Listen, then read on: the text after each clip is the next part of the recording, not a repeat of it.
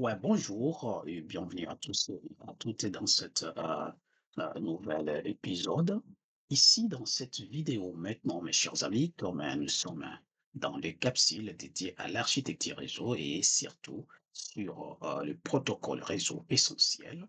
Ici, aujourd'hui, on a déjà vu pas mal de protocoles et aujourd'hui, nous allons traiter un nouveau protocole. Tu as ton ordinateur connecté à un routeur où tu essaies de rejoindre un site web, puis ça ne marche pas. Qu'est-ce que tu vas vérifier?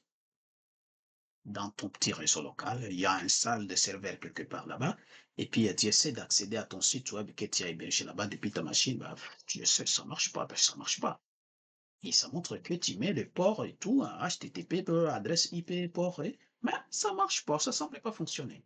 Ou le nom de domaine. Qu'est-ce que tu fais à ce moment-là? Tu vas essayer de chercher c'est quoi le problème. Voilà.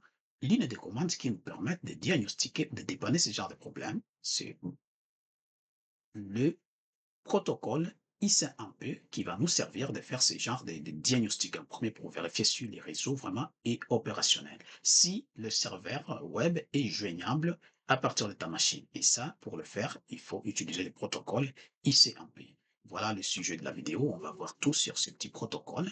On en parlera et je vous invite donc à vous abonner, à liker aussi, cliquer sur votre cloche de notification pour rester informé lors de la prochaine vidéo. Vos commentaires feront la différence, c'est très important, de le laisser. Donc, je vous invite vraiment à vous abonner, ça, il ne faut pas l'oublier. Et avant d'entrer dans le vif de ce petit sujet, je vous fais passer mon petit générique.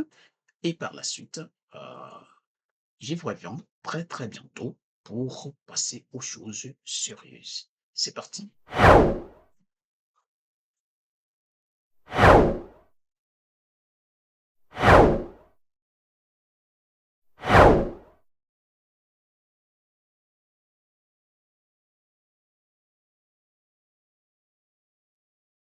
Et voilà, nous y sommes.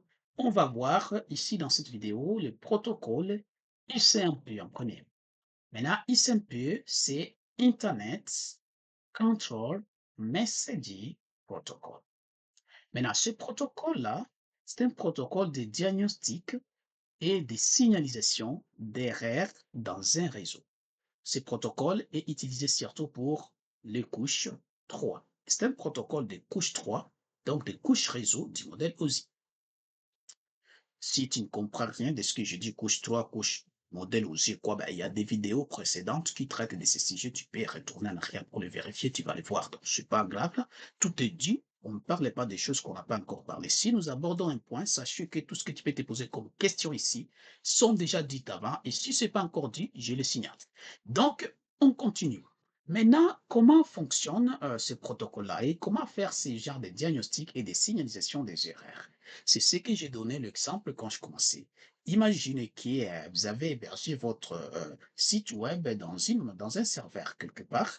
Et ici, sur votre machine Windows 10 ou 11 client, vous voulez vous connecter. Vous voulez vous connecter à votre site web. Qu'est-ce que vous faites? Vous entrez dans le navigateur HTTP, deux points, tu mets l'adresse IP port 2.80, entrée. Et là, oups, tu vois l'horaire qui te dit que bah, le serveur est introuvable, le site est introuvable, le lien est introuvable. À ce moment-là, bah, tu te grattes la tête, mais c'est quoi ça, putain?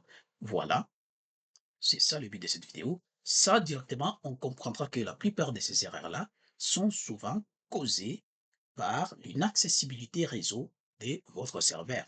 Cela veut dire que ta machine n'arrive pas à joindre à ton réseau. Le but ici, c'est de montrer c'est quoi le premier pas à faire pour diagnostiquer ce genre de problème. Bah, on commence par vérifier les diagnostics, la signalisation des erreurs au niveau des réseaux, parce qu'il faut commencer par là. Et c'est ça qu'intervient le protocole ICMP, parce que c'est un protocole de couche réseau, couche 3. Donc, qu'est-ce qu'il va faire? Il va utiliser un echo request qu'on appelle la commande, généralement la commande ping. Hein, il est là, là. Vous pouvez le voir, il est ici. Là. Ping est là. Ping, c'est cette commande-là qui est utilisée. Tu vas mettre ping, espace suivi de l'adresse IP de ton serveur web, tu fais entrer. Et il va te montrer que le paquet, la requête, que ta machine arrive à contacter le serveur ou pas. À partir de cette commande-là, il y a des choses que tu vas voir. Là, d'abord, qu'est-ce qu'il va te montrer? Il va te montrer, par exemple, Destination Unreachable. Là, ça montre que ta machine qui est l'hôte, ce que j'appelle hôte, parce que ces termes-là, on a déjà expliqué tous ces termes avant, c'est pas aujourd'hui que je vais vous expliquer ça. Bon, regardez les vidéos précédentes si tu veux comprendre. Ça veut dire que l'hôte, c'est-à-dire la machine que tu utilises actuellement, ton client, bah, n'arrive pas à atteindre ton serveur. C'est ce que ça veut dire. Si il t'écrit, il se sort le message Destination Unreachable, ça veut dire que bah, je n'arrive pas à contacter ton serveur sur cette adresse IP-là. Donc, si tu n'arrives pas, tu dois te demander est-ce que vraiment mon serveur là est allumé ou bien il est sous tension. Est-ce que son câble là, réseau est bien branché, le câble réseau Ethernet est bien branché sur la machine ou pas? Tu vas aller vérifier ça en premier. Ensuite, tu peux trouver des erreurs comme un time exceeded. Ça, on les voit surtout quand on utilise la commande traceroute. Traceroute, c'est la commande qui te permet, si tu essaies de faire le ping, et puis ça ne marche pas du tout, tu dis, mais c'est à partir d'où ça ne marche pas. Maintenant, à ce moment-là, tu utilises maintenant traceroute avec l'adresse IP. Le traceroute, il va montrer tous les schémas, tous les routeurs, tout le nez. Il dit que je quitte ici jusqu'à tel routeur. Je quitte tel routeur jusqu'à tel routeur. Je quitte tel routeur jusqu'à tel routeur. Et là, il va te montrer toutes les adresses IP des routeurs qu'il traverse, déjà pour atteindre ce qu'il atteint. Et à ce moment-là, s'il arrive où ça cloche, ben, il va être là, le curseur va attendre, après un certain moment, il va te sortir cette erreur, time exceeded, pour montrer qu'il n'a pas réussi à atteindre le nœud suivant.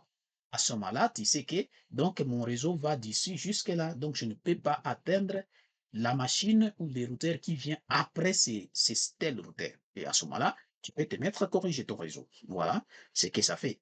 Ensuite, tu peux voir le message comme redirected, mais ça, comme vous pouvez le dire, il est plus utilisé aujourd'hui parce que lui, il informe juste l'hôte d'un meilleur route. C'est-à-dire quoi? Ta machine ici, quand tu fais cette commande-là, quand tu faisais cette commande avant, il pouvait indiquer que la meilleure route à faire, c'est d'aller avec tel routeur parce que là, il y a moins de choses comme ça. Mais aujourd'hui, on n'en a pas besoin parce qu'il y a des protocoles qui s'en occupent. Le spanning tree est là et donc il y a beaucoup de protocoles comme ça chargés à faire toutes ces choses-là, à calculer. Il y a aussi les protocoles de routage qui vont vous permettre surtout de faire le OSPF, et UGRP, RIP un peu, version 2 peut-être, 3 ou plus. Bon, donc voilà, les protocoles de routage vont servir à faire ces choses-là. Il y a aussi Source Quench, lui aussi, ça faisait partie des messages qui pouvaient arriver, mais c'est aussi ancienne signalisation des congestions obsolètes. Lui, il montrait souvent euh, si ton si ta route est congestionnée, s'il y a du trafic dans le réseau. Par exemple, tu peux avoir plusieurs chemins redondants et puis te dire que les chemins qui partent depuis, à partir des routeurs A est trop congestionné, il y a beaucoup de trafic dedans. Maintenant, j'ai préféré utiliser le chemin qui part du routeur B, par exemple. Et avec ça, il te le dirait. Mais aujourd'hui, il y a des protocoles qui s'en occupent. Ce n'est plus à l'ordinateur de savoir ça. C'est à partir des commutateur que cela va être réglé par le protocole comme Spanning Tree qui essaie de gérer ce problème-là. Donc ici, ensuite, on va voir le ISMP6, ISMPv6, qui est la version IPv de l'adresse IPv6 de ISMP. Donc si je parle de ISMP, c'est pour les adresses IPv4, donc sur 32 bits en décimale, et IPv6, c'est 128 bits en hexadécimal. On va aborder aussi ce point, adresse IPv4 vis adresse IPv6 un peu plus tard, mais aujourd'hui, on s'arrête là, on dit IPv6, maintenant c'est la version de ICMP, mais pour les adresses IPv6. Voilà, mes chers amis, ça faisait tout aujourd'hui, comme on a fait IDP et TCP. Voilà, on parlera prochainement de DNS et DSCP. Ensuite, on verra le DNS et on comprendra c'est quoi ces protocoles et comment ils fonctionnent. Voilà, je dirais clairement que ça faisait tout pour cette vidéo et je dis merci d'avoir été avec nous depuis le début jusqu'à la fin et on se revoit dans la prochaine épisode. C'est parti.